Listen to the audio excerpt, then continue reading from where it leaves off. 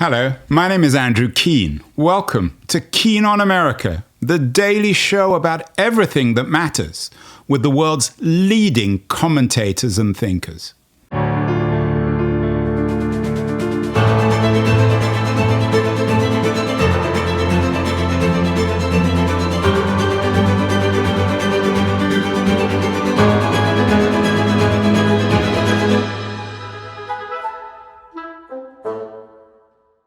Hello, everybody. It is Sunday, February the 1st, 2026. New month, old subject. Does culture matter? Some people, especially in Silicon Valley, don't believe that it does really these days. My friend Keith Teare, who does a weekly show with me on tech news, who's based in Palo Alto, the heart of Silicon Valley, believes that culture is essentially reactionary. He argued in yesterday's show that AI was the future and not culture, and anyone who believed in the value of culture was essentially a reactionary rooted in the past. That was his critique of a conversation I had last week with the Atlantic CEO, Nicholas Thompson, who argues that Silicon Valley is continuing with AI to steal everyone's content, and unless we put an end to it, culture is finished. Keith doesn't seem to be too bothered with that. He sees the future as AI and abundance. My guest today certainly is in the culture camp. John Taplin is an old friend, a man very much involved in one kind of cultural industry or another, and he has a fascinating new piece in Rolling Stone this month. Can the counterculture rise again? John is joining us, as always, from Los Angeles. John, you've written extensively on Silicon Valley and its essential rejection or disdain of culture. Your last book was The End of Reality. Why does Silicon Valley write culture off? What's the problem with culture from the technologist's point of view? Well, they can't control it. Essentially, they believe that they are controlling what stands for culture today through social media and AI. And the problem with artists is they don't do what Elon Musk tells them to do. They have an independent and have always had an independent point of view. The history of the counterculture in America is long. It starts really with Thoreau and Emerson in the 1830s, as we were invading Mexico in the Mexican-American War to take Texas and take California. And they protested against that. And then they protested against the notion of slavery and the extension of slavery to the Western states. Thoreau went so far as to go to jail and refused to pay his taxes for this. And you see this in the history. You see Mark Twain leading the Anti-Imperialism League in the 1890s when McKinley was invading Cuba and the Philippines and the first kind of imperialist push of the United States. And if you think about it, Washington and Jefferson believed that the U.S. should stick to its own business and not invade other countries. And of course, it moves into the 20s when the Ku Klux Klan was rising, and yet Upton Sinclair and a lot of other people were pushing back against that. And then, of course, you get the 50s where you have Senator McCarthy saying there's a communist under every bed. And at the same time, you have the Beats, you have the bebop players, you have Norman Mailer, you have a lot of artists railing against McCarthyism. And then, of course, the 60s and the era where you and I both were lucky enough to be involved. You have Bob Dylan and Joan Baez and the Chambers Brothers and a lot of other people working in the, world of civil rights movement to try and move things forward. John, you and I are on the same team. We share the same politics, but Why is culture owned by the left? I mean, Ezra Pound was a fascist, also a very distinguished poet. You think aloud in your piece in the Rolling Stone about whether or not the new counterculture is coming from the right, not just from Elon Musk, but from characters like Curtis Yarvin and Tucker Carlson. Isn't that a credible argument now that all the cultural energy, for better or worse, is on the right? You and I certainly don't share this, but what's the difference between Curtis Yarvin or Carlson Tucker and Emerson or Thoreau or anyone else who gets people to think differently? Because they don't know how to make art. Counterculture assumes culture. And culture to me is music, painting, art, writing. And these people don't know how to do that. Where's their dance? And Rachel Kushner, I sent her, Grill Marcus was the one who said to me, oh, well, maybe it's the right that's the counterculture. And I sent that to Rachel Kushner, the great author. And she said, yeah, but where is the art? Where's the dance? Where's the theater? Where's the poetry? None of it. All they want to do is be podcasters, and not to put down podcasts. Yeah, exactly. I mean, we're doing a podcast. There's nothing wrong with that. So let me revise the question then. I take your point certainly on Musk. He's anything but an artist. Is there such a thing as a counterculture of the left? I mentioned Ezra Pound, a fascist poet. Is it conceivable that the counterculture could come from the right? It has in the past. One could make the argument that T.S. Eliot was kind of right-wing. But certainly in our generation, the counterculture has always come from the left. And in general, whenever the politics of America turns very right-wing, a counterculture appears. I mean, you think about 1968. So Nixon wins the presidency, and yet the period from 1968 to 1978 is arguably the most vital period of American counterculture that ever existed, both in the movies, in music, in writing, everything. It was an extraordinary time in America that the seminal movies that we talk about, whether it's The Godfather or Mean Streets, which I made, or American Graffiti, all these things happened when there was Nixon running a very right-wing government. So, I mean, what disturbs me is there's no voices on the left right now speaking up against Trump. I mean, look, Bruce Springsteen put out a very great song about Minneapolis last week, but Bruce Springsteen is my age. We're the 25-year-olds, and one of the theories that I put forth is that all the young people have basically sold out. They become advertising shills. Think about Snoop Dogg. I mean, here he was, helped make The Chronic, one of the classic hip hop albums, was part of, he was talking about Fight the Power in the 70s. And here he is, he's a shill for any company that'll pay his fee. He'll be the happy-go-lucky guy who advertises your beer, your cell phone, your whatever it is. I mean, he makes 90% of his money from advertising. And quite frankly, advertisers do not want their spokespeople to be political.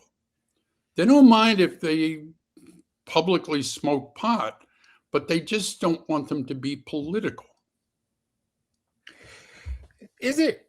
I mean, in your essay, you mention One Battle After Another, Paul Thomas Anderson's excellent new film. It's probably going to win some Oscars. And there have been a number of other excellent movies this year. Is it really fair, John, to say that there's no cultural critique of Trump or Trumpism? It would seem this film in particular almost accidentally stumbles on on Trump's immigration policy, and certainly also casts its eye back rather artfully, shall we say, back to the 60s. So what's the argument over one battle after another? Hollywood's still doing look, I cite kind of job. I cite One Battle After Another as a sign of hope, that it's not dead. But, first off, Paul Thomas Anderson is not a young man. So let's be clear that he's coming from a boomer perspective. I don't know exactly how old he is, but the point is that I think both One Battle After Another and Sinners are countercultural movies. And there are a number of other very good films this year, particularly by young women who maybe are linking the personal and the political. You don't have to make a violently anti-Trump movie, John, do you, to be countercultural? Not in the least. I could make the argument that Mean Streets is a countercultural movie, and there's not a political notion in it, but it's the spirit of the actors, the kind of anarchy that is inherent in the performances that makes it countercultural. So, I mean, look, I'm not saying that everybody's going to start writing protest songs or stuff like that. I'm just saying that we're in a very dark time. And I don't mind using the F word. I think we're living in a time of fascism. And I think there's even Jonathan Rauch, who's John Rauch, who's an old friend of the show, who I'm going to have back on. He's Mr. Moderate, and he's saying, I'm sorry, but I have to name this, and it's fascism. And fascism triggered remarkable art from inside Germany, and particularly from German exiles of one kind or another, Italian exiles. So how does that connect? Surely if it was the F word, as John Rauch argues, then wouldn't that trigger more culture, more books, more movies, more poetry, more music? I would certainly hope so. But, I'm reminded of the famous quote from the pastor who said, Niemöller. First they came for the socialists, and I did not speak out because I was not a socialist. Then they came for the trade unionists, and I did not speak out because I was not a trade unionist. Then they came for the Jews, and I did not speak out because I was not a Jew. Then they came for me, and there was no one left to speak for me. And that was, Pastor Niemöller. And I think that's what worries me. That a lot of people, and let me just make one more contrast that I made in the article, which is when Edward R. Murrow took on Joe McCarthy, Bill Paley, who was CEO and basically owner of CBS, defended Murrow down to the point where McCarthy was threatening CBS with having all their licenses revoked in a time when that really was meaningful. And basically, Paley said, pound sand, man. I don't care. Come for me. And you contrast that with Bob Iger or whoever the hell made that settlement to pay Trump $20 million for CBS, or here's Jeff Bezos bribing Trump and Melania with $75 million for some stupid hagiography. I mean, it's unsettling. And let's be honest, Trump has captured the media. He controls TikTok because now Larry Ellison controls TikTok. He controls X. He controls Fox News. He controls CBS News. You know, I mean, what's left? Well, there's the entire, I don't agree. There's an entire publishing industry. There's the New York Times, there's the Washington Post, there's Hollywood. I think it's hard to imagine that Trump controls media. Andrew, New York Times is lucky if there's 10 million people that read it. I mean, look, I love the New York Times. Thank God for the New York Times. But I'm saying that the instruments of mass media, whether it's Facebook or whatever, are all tilting towards Trump. And this unlikely cabal of the billionaires and Trump. And of course, the billionaires want to be on the side of, you know, they want to play golf with the pharaoh, as T-Bone says. You know, I mean, they want. I mean, I take your point, John, and you made it very well in The End of Reality. And yet, Trump seems to be, you never know with him because he always seems to come back after every crisis. But the latest crisis seems a real one. These real-time videos and recordings of murders by ICE in the streets of Minneapolis, which Bruce Springsteen just made the song about. Those are distributed on Facebook and TikTok and all the other social media platforms. So they're not necessarily controlled by Trump, are they? Well, there's certainly a lot of evidence in the last 4 days that TikTok has been censoring the videos, the anti-ICE videos, and that Facebook has been down, you know, keeping them from spreading as well. So, I mean, I don't, and I'm sure that they're pushed off of X as soon as they come up. So, I mean, I don't think you can trust that just because the cell phone exists and people can take video, that they're going to get widely distributed in a point where Trump has got so much control over the sources of social media. You began your excellent Rolling Stone essay with a reference to Good Night and Good Luck, which got made into an excellent movie. I think you saw it live on Broadway. What is it about McCarthyism, do you think, that isn't being replicated these days? Is it just ownership of media? Is it just the absence of a Paley? Well, look, I mean, McCarthyism was a relatively benign force compared to Trump. I mean, McCarthy was one senator. Trump has the power to act, and McCarthy would have had to have gone, in other words, to revoke CBS's broadcasting license. McCarthy would have had to gone through and control the Federal Communications Commission, which he did not. He was just one senator. Whereas Trump does control the Federal Communications Commission, as we saw with the Jimmy Kimmel incident. You know, in other words, if he tells Brandon Carr, the guy who runs the FCC, that I want this banned, it'll happen. And when Brandon Carr calls Bob Iger is scared. And that's sad. You know, I mean, I've met Bob Iger on numerous occasions. I always thought he was a pretty brave guy, but he turned out to be a total chicken. And that's makes me sad.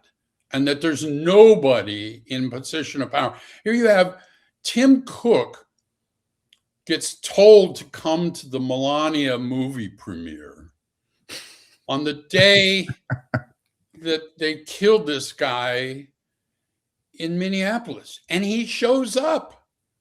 What is that about? Do you think, I was thinking about that. Do you think he showed up because his marketing people told him he had to? I think he showed up because Trump has given him a lot of ways around the tariffs, and only him. In other words, Cook assembles a lot of iPhones in India. And for reasons that nobody else really understands, they get into the United States tariff-free. Now, that's an inside deal. And so if Trump says, hey, I need you to come and show up at this premiere, he said, yeah, boss. Do you Whatever. think Jobs would have done that? No, I don't think Jobs would have done that at all. And that brings us back to our Silicon Valley question, which is, look, I don't believe those people believe that art or culture makes any difference at all. And that's why they're so willing to steal everybody's intellectual property to train their AIs. I mean, they're using this absurd notion of fair use that they can ingest every novel, every song, every piece of journalism for free without paying anybody to train their models.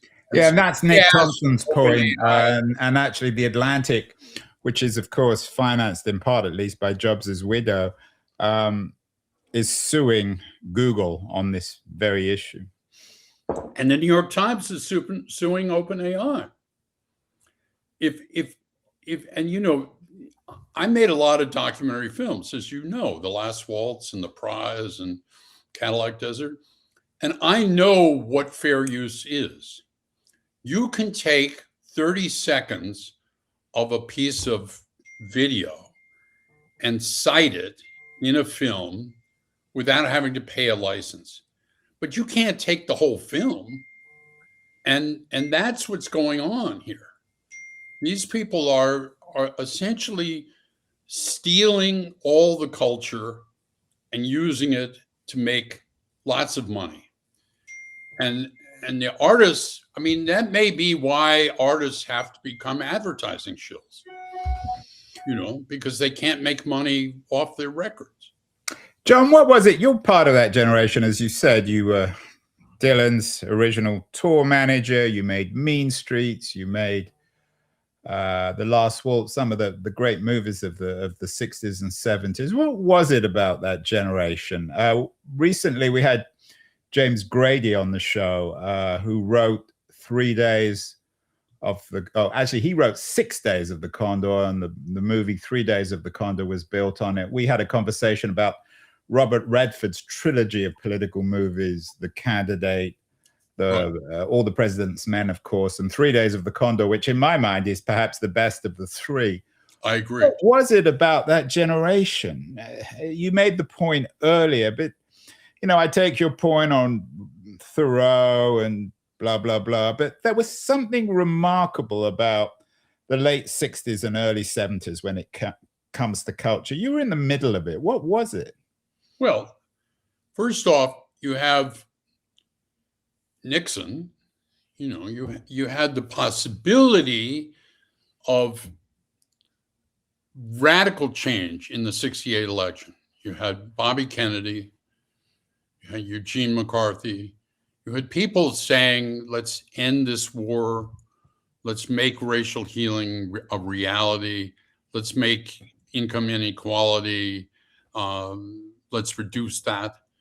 And so there was this incredible optimistic hope that something could radically change. And I know it's very hard for people today to think about what it was like being a 19-year-old kid at Princeton, like I was, knowing that you could be drafted as soon as you got out of college and end up fighting in a war that you had no belief in whatsoever. And that you didn't even understand why we were there. And so then both Martin Luther King and Bobby Kennedy get killed within 2 months of each other. And it was just like, oh man, that's the end of it. You know, politics will break your heart. So what happens is you get Nixon, but it didn't break your heart. What happened was that people just kept making political movies, writing political songs, writing political novels. And that was their way of continuing to push back against this force of right-wing repression that was coming from the White House. Remember, Nixon's platform was that the Democrats were for abortion, amnesty, and acid. That was what they ran on. That was the bumper sticker. So it was pretty clear which you had to decide which side. Yeah, I take your point, but John, this younger generation now, maybe in 30 years or 40 years, will be making the same argument. They lived through Black Lives Matter, through these assassinations on the street of Minneapolis, through COVID. What's the difference? Well, one was there wasn't a lot of fear. In other words, there seemed to be a lot of fear on the streets of Minneapolis. No, but I'm saying there was not a lot of fear that if you speak out, you could get in big trouble. Certainly the media industry was pretty solid in saying, write whatever you want and we'll publish it. But now, Trump has scared a lot of people. It certainly has scared all the big executives. They're completely frightened. And perhaps he's scared a bunch of the younger artists too, because otherwise I don't really understand why they're so quiet. Why is it only Bruce Springsteen who's kind of at the point in his life where he's got nothing left to lose? They can't hurt him. He's got his $100 million in the bank. What the hell? And Dave Matthews, but it's not where's the young hip hoppers saying this is nonsense? John, we got a book coming up this summer by Samuel Moyn, as an interesting social critic. It's called Gerontocracy in America, How the Old Are Hoarding Power and Wealth. Some people might be listening to this and thinking it's not just power and wealth that the old are hoarding. They're also hoarding virtue. I get the sense that from the way you're presenting it, as if you're suggesting that your generation is somehow more virtuous than young people. Is that fair? Well, I don't know if I want to claim that. But I do want to. I'm sure you wouldn't want to. I mean, I mean it as a criticism. You're right that there is such a problem with the gerontocracy. I mean, obviously, look at the Senate, look at the Congress. They're all altacockers. But the question is, what's going on in the culture? And unfortunately, if you look at the statistics on like Spotify, a lot of what people and young people as well as old people are listening to is old music, not new music. I mean, almost 75% of the streams on Spotify come from tunes that are more than 5 years old. So, I mean, that the bigger question must be, why is there such a cultural dark age right now? Look, we can cite One Battle After Another or Sinners and stuff like that. And there's always going to be great stuff that gets made. But in general, there is an awful lot of crap out there, quite honestly. The streamers kind of turned into the B-level TV networks for most of what they do. I strangely, I would accept Netflix from that. I mean, when I'm a member of the Academy of Motion Pictures. When I look at the movies that I thought were great this year, a bunch of them were financed by Netflix. But I would say that in general, a lot of the stuff on Peacock or Disney Plus or whatever these Paramount Plus is just B TV stuff and has no effect and will not remember it. And certainly, no one's going to remember who Kid Rock was 10 years from now. He may be the the king of the right-wing music scene, but he will not be remembered 50 years from now. Let's end with Dylan. As you and I often, when we talk about him. You were his original tour manager back in the 60s. Later this week, I'm going to New York. I'm going to interview Ron Rosenbaum, who's perhaps, I think he has the record of having the longest interview with Bob Dylan. He has a wonderful new book. I'm not sure if you've seen it, John. It's called Things Have Changed, in which he argues that Dylan's later work is actually more significant in many ways than his earlier work. What can Dylan teach us at this moment when you say that the culture is failing us? Well, I mean, to me, part of that, I agree with what Ron says, you know. Have you read the book, by the way? I haven't read the book. I think you'll love it. You need to read it. I do believe that I find, you know, there's a song called Working Man Blues #2, which was a late work of his, which is extraordinary. His song about the Kennedy assassination, that's in the last album, I mean, is astonishing. Is amazing. So, I mean, part of it is, well, keep working. Don't be afraid. I mean, that's one thing you can say about Bob. He's not afraid of anybody.